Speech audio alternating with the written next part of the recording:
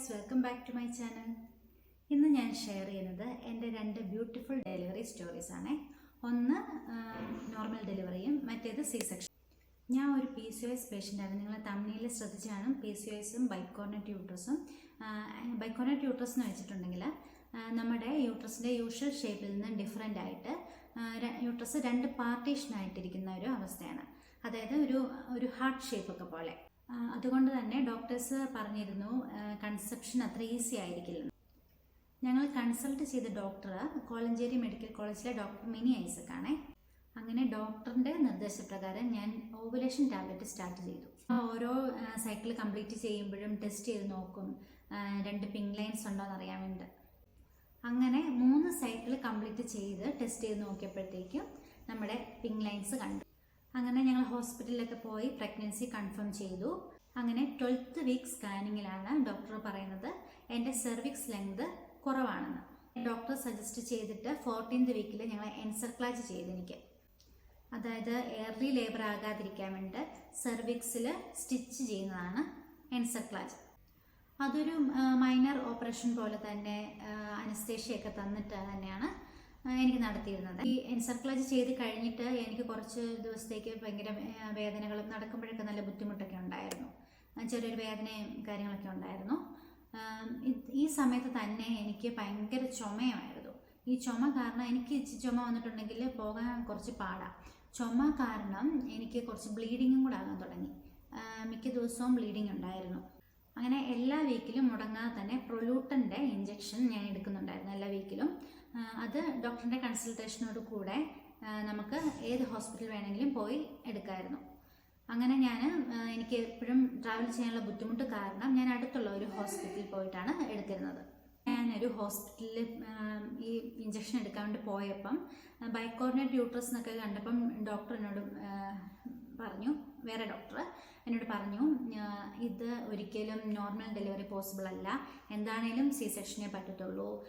C section മാത്രമല്ല, അതിൻ്റെ കൂടെ ഈ 2 പാർട്ടീഷനായിട്ടിരിക്കുന്ന യൂട്രസിൽ ഒരെണ്ണം കട്ട് ചെയ്ത് കളയണമെന്ന് ഡോക്ടറിനോട് പറഞ്ഞു. ഇത് കേട്ട് ഞങ്ങൾ ഭയങ്കര ടെൻഷനായി. എന്താ ഈ ഡോക്ടർ ഇങ്ങനെ പറയുന്നത്, എന്തിനാ ഈ കട്ട് ചെയ്യുന്നത്, ഞാൻ കൺസൾട്ട് ചെയ്യുന്ന ഡോക്ടർ ഇതിനെക്കുറിച്ചൊന്നും പറഞ്ഞിട്ടില്ലല്ലോ എന്നൊക്കെ വിചാരിച്ചു.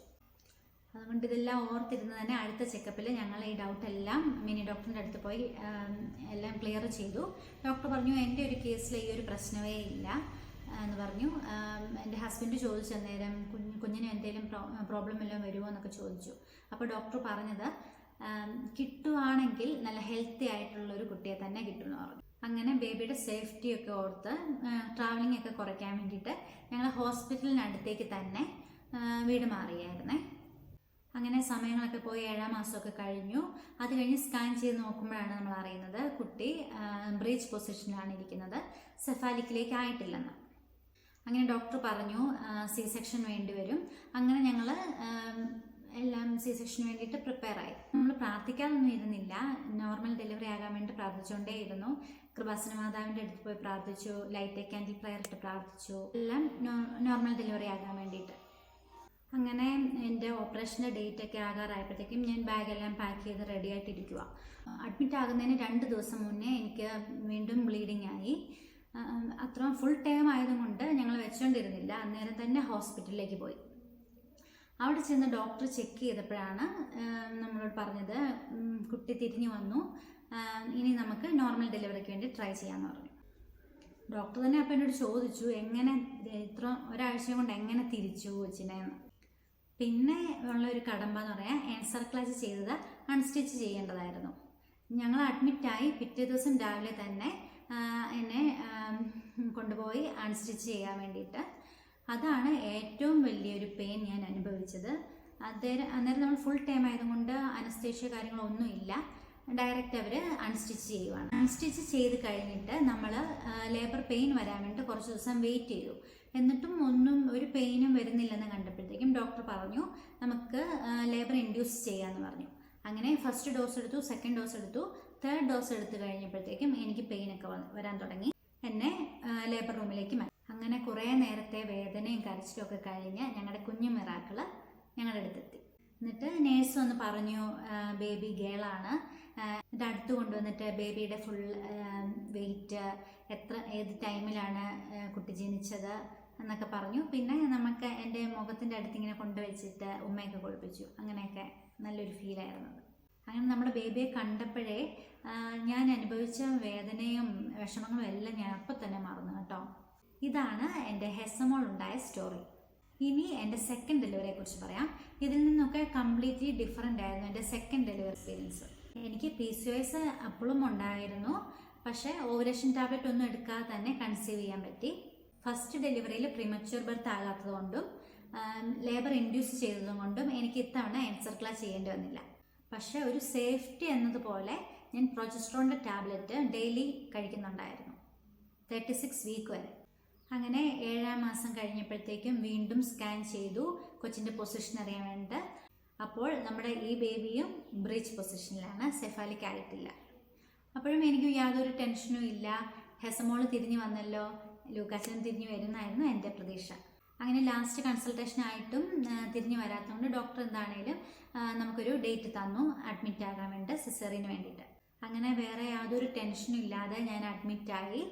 വൈകിട്ട് അനസ്തേഷ്യസ്റ്റ് വന്നു, നമ്മുടെ ഹിസ്റ്ററിയും കാര്യങ്ങളൊക്കെ ചെക്ക് ചെയ്തു. എന്തെങ്കിലും അലർജി ഉണ്ടോ, നേരത്തെ അനസ്തേഷ്യ എടുത്തിട്ടുണ്ടോ, അതൊക്കെ ചെക്ക് ചെയ്തു. പിന്നെ വൈകിട്ട് നേഴ്സ് വന്ന് ഇത്ര ടൈം വരെ ഫുഡ് കഴിക്കാവുള്ളൂ, രാത്രി വെള്ളം മാത്രമേ കുടിക്കാവുള്ളൂ എന്നൊക്കെ പറഞ്ഞു. പിന്നെ എൻ്റെ രാവിലെ സെക്കൻഡ് കേസാണ് എൻ്റെതെന്ന് പറഞ്ഞു. അപ്പോൾ രാവിലെ ഒരു 6 മണിക്കാകുമ്പം റെഡി ആയിട്ടിരുന്നോളാനും പറഞ്ഞു.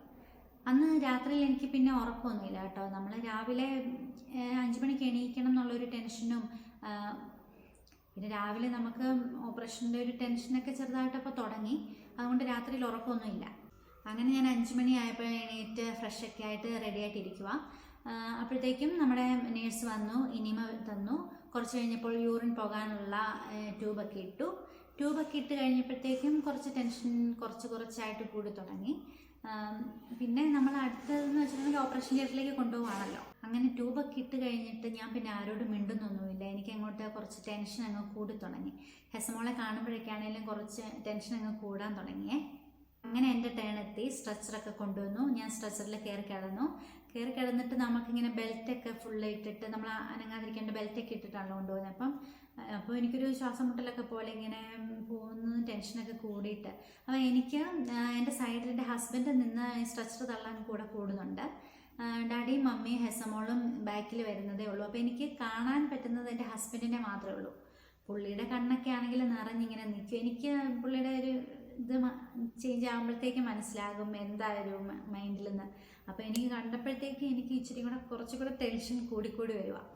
അങ്ങനെ ലേബർ ഓപ്പറേഷൻ തിയേറ്ററിൻ്റെ ഫ്രണ്ടിൽ എത്തിയപ്പോഴത്തേക്ക് നമ്മൾ ഈ സിനിമയിലൊക്കെ കാണുന്ന പോലെ ഇങ്ങനെ തിയേറ്ററിലേക്ക് കയറ്റുമ്പോഴത്തേക്കും കൈയൊക്കെ ഇങ്ങനെ അകന്നകന്ന് പോകല്ലേ, അതുപോലത്തെ ഒരു ഫീലായിരുന്നേ. നമ്മളിങ്ങനെ തള്ളിക്കൊണ്ട് പോകുന്നു, അങ്ങനെ ഹസ്ബൻഡിൻ്റെ കൺമറയത്തിൽ നിന്ന് ഇങ്ങനെ മറിഞ്ഞു പോകുന്നു, അങ്ങനെ ഒരു ഫീൽ. എന്നെ ഓപ്പറേഷൻ തിയേറ്ററിൽ കയറ്റി. ഫസ്റ്റ് തന്നെ അനസ്തേഷ്യസ്റ്റ് വന്നു, നടുവിന് ഇഞ്ചക്ഷനൊക്കെ തന്നു. കുറച്ച് കഴിഞ്ഞപ്പോഴത്തേക്കും വയറും കാലുമൊക്കെ മരയ്ക്കാൻ തുടങ്ങി. മരച്ച് കഴിഞ്ഞിട്ട് ഡോക്ടേഴ്സ് അവരുടെ ഡ്യൂട്ടി സ്റ്റാർട്ട് ചെയ്തു. അപ്പോഴും നമ്മളൊരു പാതി മയക്കം പോയാൽ, പക്ഷേ ഇവർ ചെയ്യുന്ന കാര്യങ്ങളെല്ലാം നമുക്കറിയാം, എന്താ ചെയ്യുന്നതെന്നൊക്കെ അറിയാൻ പറ്റുന്നുണ്ട്.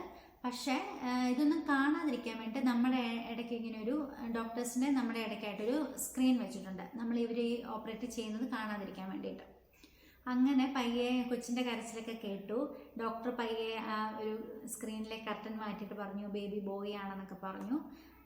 കുറച്ച് കഴിഞ്ഞപ്പോഴത്തേക്കും നേഴ്സ് വന്നിട്ട് നമ്മുടെ ഈ സൈഡിൽ കൊണ്ടുവന്ന് ഫസ്റ്റ് ഇതുപോലെ തന്നെ സെക്കൻഡ് ബേബീനെയും കൊണ്ടുവന്ന് ഉമ്മയൊക്കെ കൊടുത്തു, ഫീഡ് ചെയ്യിപ്പിച്ചു. ഇത് കഴിഞ്ഞ് എന്നെ സ്റ്റിച്ചെല്ലാം ചെയ്ത് കഴിഞ്ഞ് എന്നെ നേരെ ICUലേക്ക് ഷിഫ്റ്റ് ചെയ്തു. 24 hours ഒബ്സർവേഷൻ ആയിരുന്നു അന്ന്. അതുകൊണ്ട് 2 മണിക്കൂർ ഇടവിട്ട് മമ്മി ബേബീനെ കൊണ്ട് വരുന്നുണ്ടായിരുന്നു ഫീഡ് ചെയ്യിപ്പിക്കാൻ വേണ്ടി.